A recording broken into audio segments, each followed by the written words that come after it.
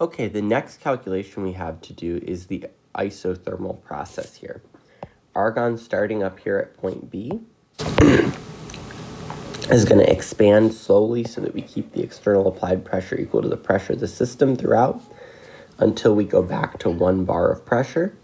And we're in a water bath, so T is equal to T surroundings is equal to 373 throughout.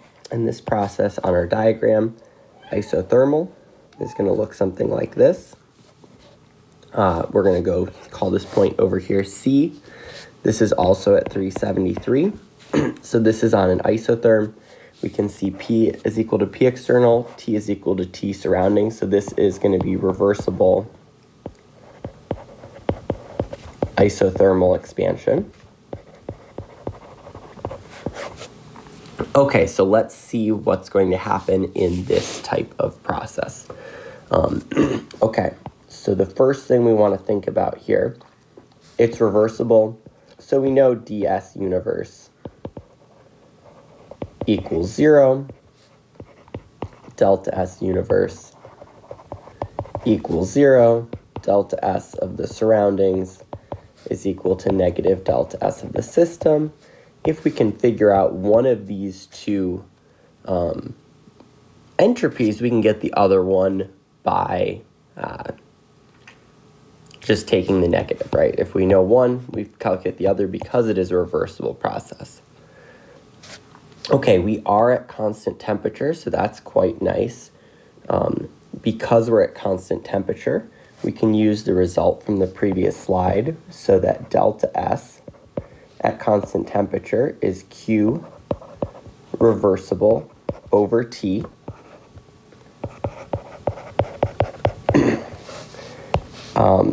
Again, that's true because we did that integral before. Because temperature is constant, it comes out of the integral. So if we just find the reversible heat flow, that will give us delta S. And again, if we do this for the system, that will have one sign. If we do it for the surroundings, it will have the opposite sign. So this is a reversible process. So we do have a reversible process. We now just need to figure out what is Q. Delta U is Q, and this is a reversible process. I'll call this Q rev plus work mechanical reversible. This is a reversible process. I'm just adding the rev to each of these just to note that. Okay, we know delta U is 0. So this is going to be is equal to 0 because this is an ideal gas at constant temperature. And so to get the heat flow, Q is going to be negative the mechanical work. How can we get the mechanical work? Well, we can do the appropriate integral. Work mechanical is negative integral P external dV, which is negative because P external is equal to the pressure of the system up here. This is negative P dV, which is, again, if it's an ideal gas, negative nRT over V dV. And so our work mechanical reversible is, when we go back and do this integral, I made a mistake over here. This is dV.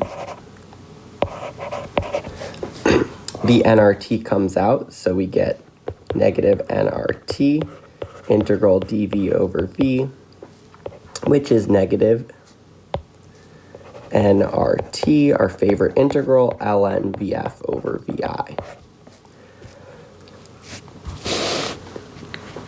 And then that makes Q reversible equal to nRT ln VF over VI. Now we're almost there.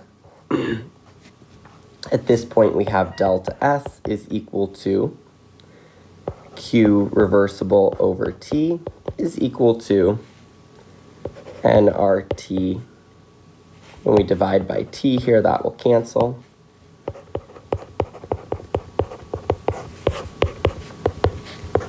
nR ln VF over VI. And again, just highlighting the assumptions that we made here, we assumed an ideal gas, constant temperature. Any other assumptions we made? Not really. Again, we did this process reversibly, but anytime we take an ideal gas in an isothermal process, it doesn't matter if we did it reversibly or we didn't. S is a thermodynamic variable, so any way we get from B to C, as long as we do have an isothermal process, we can use this equation to get the delta S.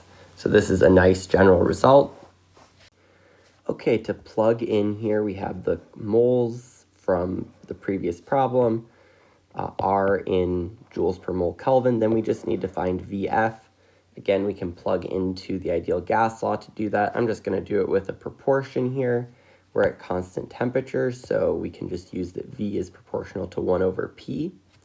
So since the pressure went down by this factor 1 over 1.366, which is about 0.732, the volume is going to increase by a factor of, 1 over 0.732. So we're going to get, when we do that math here, we get a final volume of 0.500 liters. So again, since the pressure went down by that 30%, the volume is going to go up by that same factor.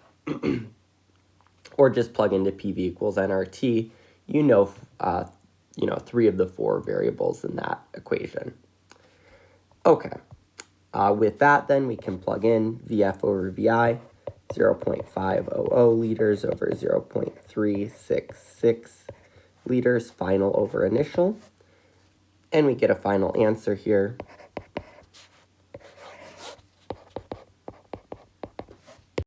Okay, plugging everything in, we get 0.04184 joules per Kelvin is the delta S here. This is an incredibly useful and valuable result. The fact that for an ideal gas, when we increase the volume, the entropy goes up in this systematic way, just depending on the natural log of the ratio of the volumes. This term here is so important and comes up so frequently that we give it its own name. This is configurational entropy.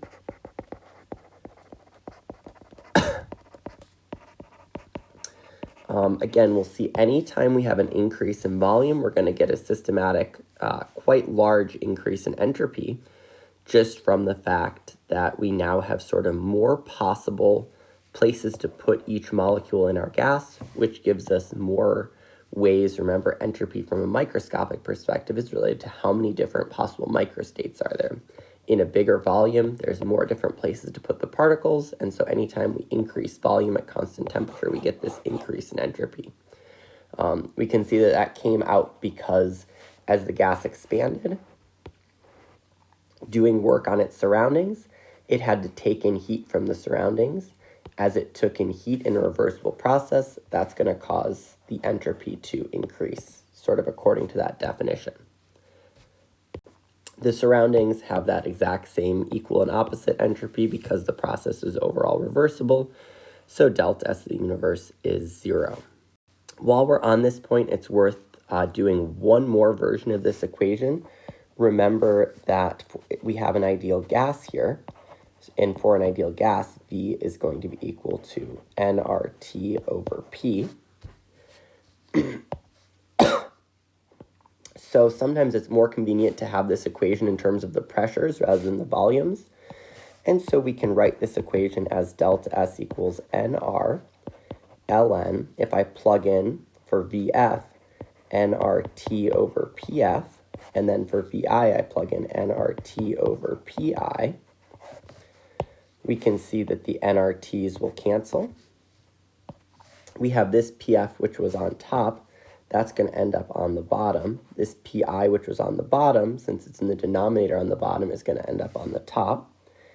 And when I plug in here, I'm going to get another form of this equation, which is useful, NR ln P I over PF. I don't like to put initial on the top here, so what we can do instead is say that this is equal to nr ln pf over pi to the minus 1. Minus 1 is an exponent, so that comes out. And the other version on the equation sheet that we'll use is delta S is negative nr ln pf over pi. Again, ideal gas, constant temperature are our conditions there. Very powerful result that is on our equation sheet. Another very easy way to figure out how entropy varies with pressure at constant temperature. Okay, at this point we'll see, just looking at our equation sheet briefly, we have the definition of entropy in terms of the reversible heat flow. We have the second law of thermodynamics right here. We have that we looked at a little bit earlier, this microscopic definition of entropy. S is kBln of capital W, the overall microstates for our system. We've defined this delta S surroundings as Q surroundings over T surroundings. That sort of constant temperature of the surroundings case that is going to be really commonly used to get the entropy change of the surroundings. We've also now defined these two equations here, constant temperature-wise, for an ideal gas. We'll see a little bit later that this volume change one will also apply in the ideal solution model. So yeah, we've actually hit most of our key equations for entropy. Just a few more related to ideal solutions, as well as some of these other equations that deal with the microscopic definition of entropy that we'll have to get a little later. Okay, so now we have a third process to deal with. At a constant pressure of 1 bar, we'll plunge our cylinder, initially at 500 milliliters volume and 373 Kelvin, into an ice water bath at 273 Kelvin. That will take the cylinder sort of from C to A.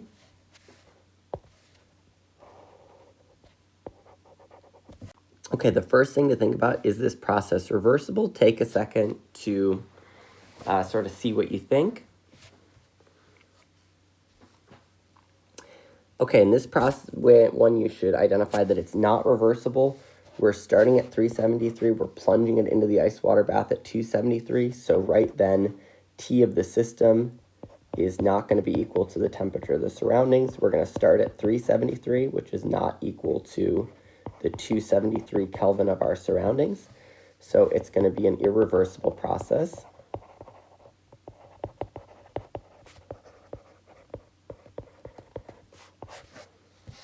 For that reason, because we leave thermal equilibrium. Now, anytime we have an irreversible process, we can still calculate the entropy changes for this process, but to get from C to A, we're going to need to think about a reversible process. So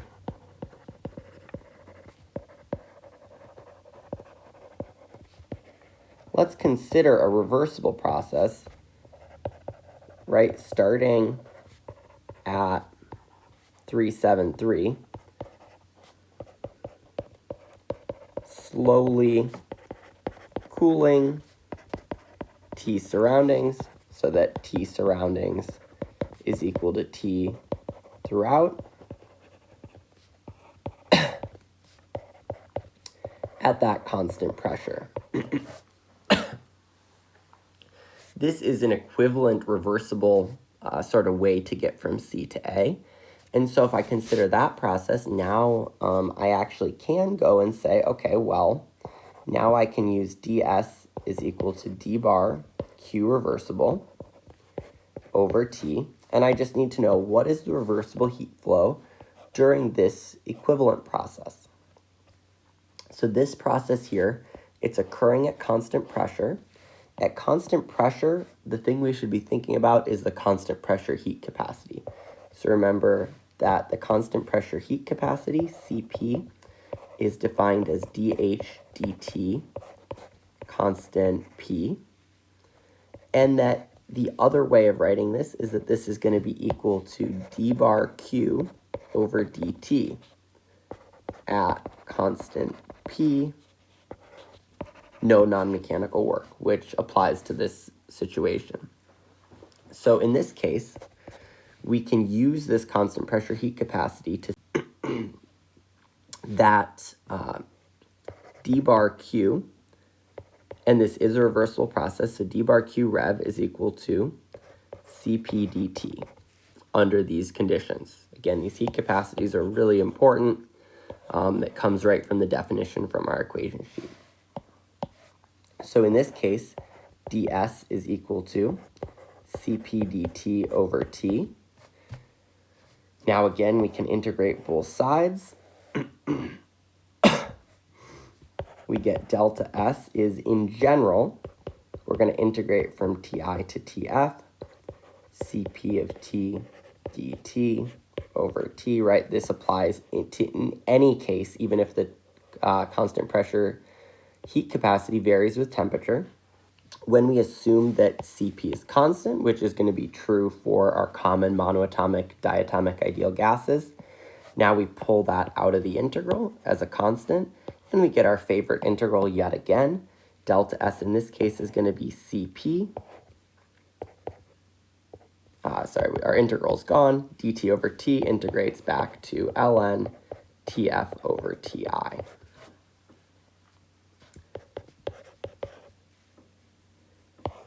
Again, conditions on this are that this is going to be true at constant P, Cp constant.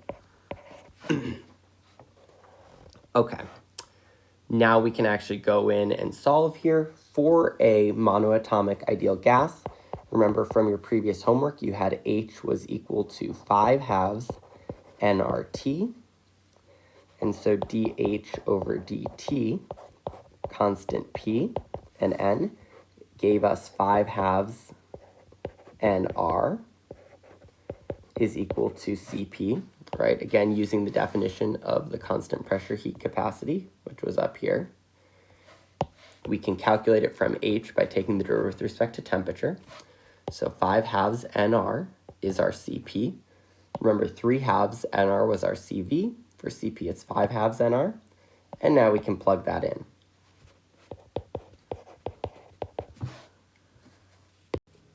Okay, so when we plug in, negative 0.1046 joules per Kelvin is our answer for delta S. Okay, now though, we actually have to calculate delta S of the surroundings. Delta S of the surroundings, if we think about it here, it's because it's irreversible. We can't just take negative delta S of the system. But if we look at our ice water bath, it's at 273, so we can see that that's a constant temperature.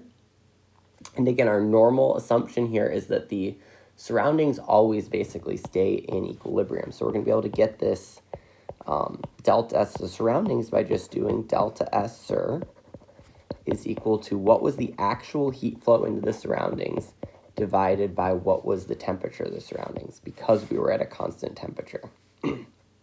And because the surroundings normally do stay at equilibrium throughout the process, a little bit of heat flow to or from the system is not going to take this ice water bath out of equilibrium. Okay, so now we just need to get Q sur. Q sur is negative Q of my system, or just, again, maybe I'll put the system subscript on there just to remind me there. What is Q of my system? Well, a lot of ways to get the Q of my system. I can go right back to the first law. But remember, this is one of our common situations here. So Q in this situation is equal to, if I think about the process I did, remember I used Cp to get the heat flow. Cp is d bar Q over dt. And it applies in this situation where we're at constant pressure with no non-mechanical work. So again, anytime we have this common constant pressure situation where we don't have any resistors, I can get the heat flow just using the heat capacity. So in this case, I can say Cp dt is equal to d bar Q. I can integrate that to get Q. In general, I would have to do an integral here because Cp could vary with temperature, but doing my knowing that it's an ideal gas, knowing that Cp is basically going to be constant, I can say Q is equal to, saying Cp is constant, Cp integral of dt, and that just gives me Cp delta T is equal to the heat flow for my system. Okay, so again, plugging in Cp from the previous slide is 5/2 nR, delta T, 273 minus 373, plugging in the known N and R from before, we get that Q is equal to, so I get negative 33.516 joules as the heat flow here. Again, it has to be negative. We're cooling the system down, so the system is losing energy as heat. This negative Q here makes sense. Now I can go back in and get my delta S of the surroundings. So again, Q of the surroundings is negative Q of the system. So Q of the system was negative, so Q of the surroundings is going to be plus 33.516 joules. Again, taking that negative sign, the surroundings gained energy as heat, which is going to increase the entropy of the surroundings, and then my constant temperature of the surroundings was 273. So delta S of the surroundings is equal to, we get 0.1228 joules per Kelvin. Delta S of the system was negative 0.1046. So that gives us, again, what we expect. Adding those two together, we're going to get delta S of the universe is equal to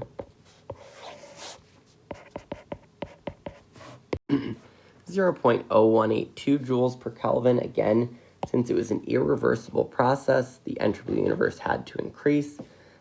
This says this process, is actually a physically possible one. It increased the entropy of the universe. If we had gone through and done something and found delta S of the universe was negative, that would mean either that we had done our math wrong or we had somehow envisioned a process that isn't actually physically possible. Okay, number 4 here, an adiabatic process starting at point B, expanding quickly and reversibly so that there's no heat transferred to or from the surroundings.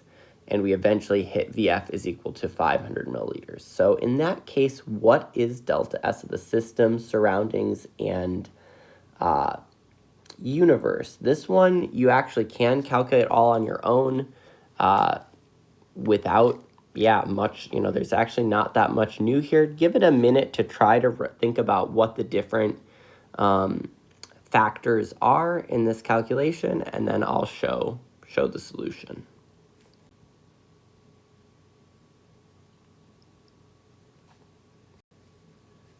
Okay, so I'll sort of show you first. Again, we included it right in the description here that this is reversible. So hopefully right away, since it's reversible, you would say delta S of the universe is equal to 0, right? That one's sort of for free because we did just say it was reversible right in the description. Now, what about this delta S of the system and the surroundings? Well, for the system here, ds is equal to d bar q rev over T. And again, really important for an adiabatic process. One, this is a reversible process, so I don't need to think about a different process. Second, there's no heat transferred to or from the surroundings. So d bar q reversible is 0. And so I'm going to get ds is equal to 0. Because d bar q reversible is 0, so that makes this whole thing 0. That means throughout this process, there's no little changes in entropy, and therefore, as a result, I'm going to get delta S of the system is equal to 0. Again, the integral of 0 is just 0 here. Each little step along this process, there's no change in entropy, and so when I add up all those zeros, I get no change in entropy over the entire process. Again, the same thing with respect to the surroundings. This is a real reversible process, so the surroundings have the equal and opposite change in entropy. And so delta S surroundings is also equal to 0.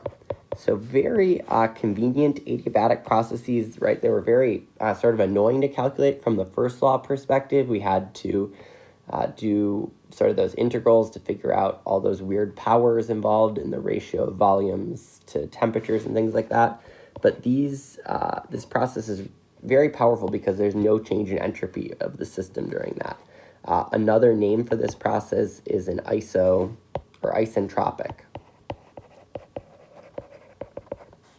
because it's a constant entropy process. Okay, so I thought I'd just put together this summary slide with some of the really key results we've been building up over the last couple class periods here. So first, constant V, the star means no non-mechanical work. So constant volume is a very important class of problems that we're going to deal with. You know, bomb calorimeters are an example. A lot of our different gas processes are at constant volume. In that case, we can get the heat flow and the change in energy just from the constant volume heat capacity. That also gives us the change in entropy according to the definition, d bar q rev over T. So we get this nice delta S here just by integrating the heat capacity, first dividing by temperature. If CV is constant, we get even nicer simple approximations. Since CV is constant, it comes out of each of these integrals, and we get Q is equal to delta U is CV delta T, and delta S is CV ln TF over TI. The constant pressure star conditions, right, with no non-mechanical work exactly the same way, except substituting P in place of V in the heat capacity, so it's constant pressure heat capacities here. And then again, at constant pressure, the more convenient unit compared to delta U is delta H, enthalpy. So the heat, the constant pressure heat capacity is equal to the heat flow, which gives us the change in enthalpy at constant pressure. And again, delta S comes right out of the exact same thing. Cp of T over T, dt over T. Again, you can sort of see some nice, I don't know why I wrote TF at the bottom there, that's ugly.